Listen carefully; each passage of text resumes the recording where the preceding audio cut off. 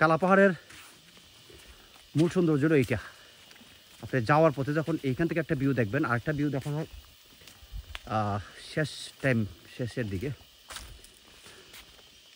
তো আজকে টিমটা খুব দারুণ। এখানে খুব সম্ভবত 2টা পরিবারও আছে, ভালো লাগছে দেখে।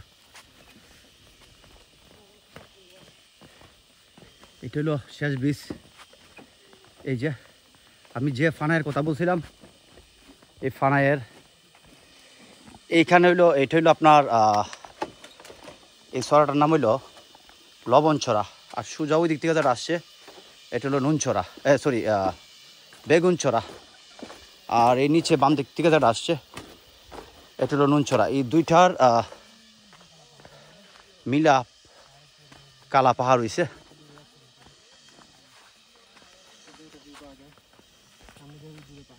মানে মেঘালয়ের যে ফিল্ডটা বা বান্দরবনের ফিল্ডটা এখানে আপনি পাইবেন। আমার কাছে এই জায়গাটা এত ভালো লাগে, আমি বারংবার, আমার কেন মনে হয় যে আমি এখানে বারংবার আই, কিন্তু পার্টনারও হবে। আমি ইচ্ছা করলে আজকে একলা আইতে পারতাম, কিন্তু একটা টিমের সাথে আসছি।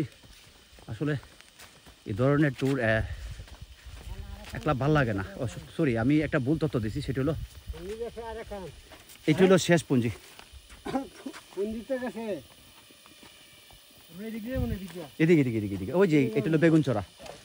এই পুঞ্জি থেকে আমরা শুরু করবো আমাদের মূল যাত্রা। আচ্ছা, আমি একটু দেখাইনি আবার। এই যে দেখেন ফাঁকে কালা পাহাড়ের ইয়েটা দেখা যাইতেছে। আমি একটু জুমটা সাইডে নেই। এই হলো শেষ ব্রিজ, মানে যাওয়ার পথে যে নদীটার কথা বলছিলাম আমি, এটি হলো নুনছড়া। এই পাশটা হলো নুনছড়া। আর এই যে সামনে ওই পাশ থেকে আসছে লবণছড়া, যেটা সরি বেগুনছড়া। খুবই বিপজ্জনক এই বীজটা, সবচেয়ে বেশি বিপজ্জনক মনে আছে।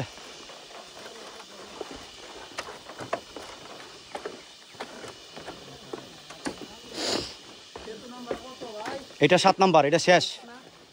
যাওয়ার পথে এটাই শেষ, আবার আওয়ার পথে এটা দিয়ে শুরু। গামছা ফালাই না, গামছা একটা গুরুত্বপূর্ণ জিনিস।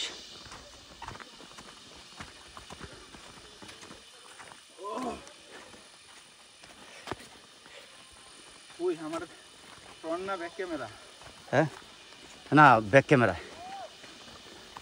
ফ্রন্টে করবো একটা এখন।